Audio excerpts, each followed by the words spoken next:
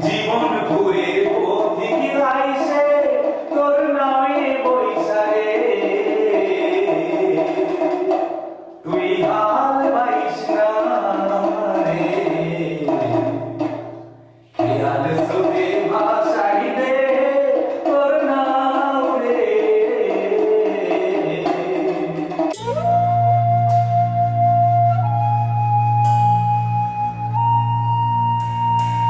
সবাই মিলে কাঠের গড়িটা গড়ি নিয়ে চলে যায়।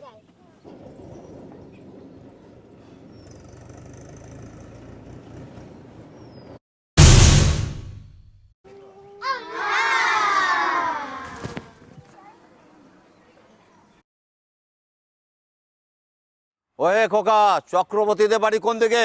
ওই হতা কোথায়? চক্রবর্তীদের বাড়ি কোন দিকে? ওই দিকে।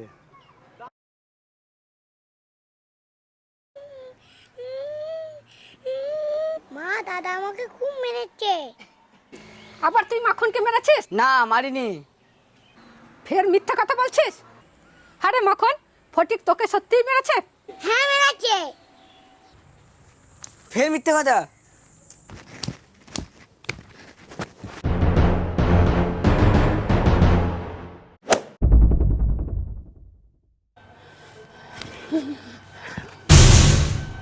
হ্যাঁ, তুই আমার গায়ে হাত তুলিস?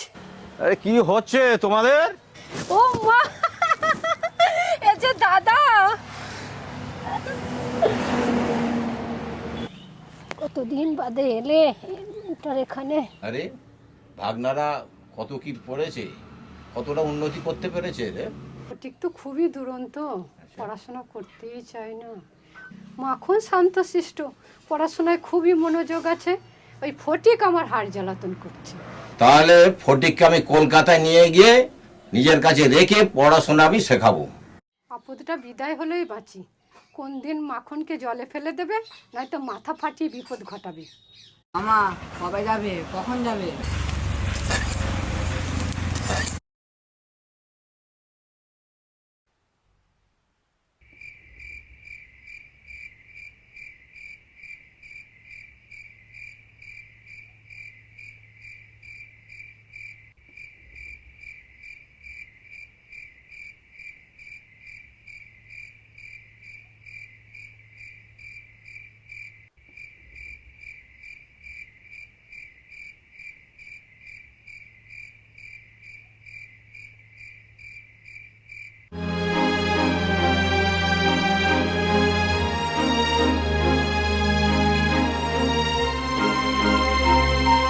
এগুলো আজ থেকে সব তোর।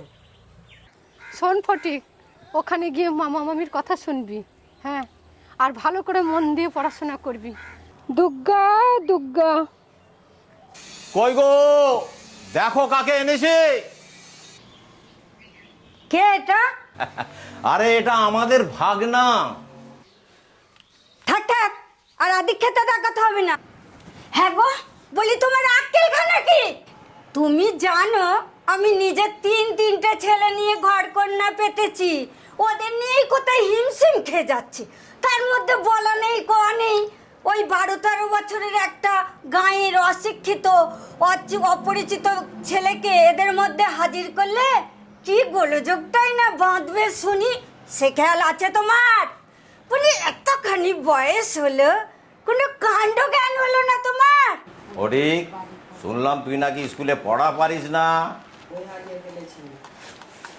আমি তোমাকে মাসের মধ্যে 5 বার করে বই কিনে দিতে পারবো না। কি আশ্চর্য, ফটিক কোথায় গেল? কি গো, শুনছো? ফটিক ঘরে নেই। কি ব্যাপার, পুলিশের গাড়ি? রোগীর অবস্থা খুবই খারাপ দেখছি। ওরে ফটিক,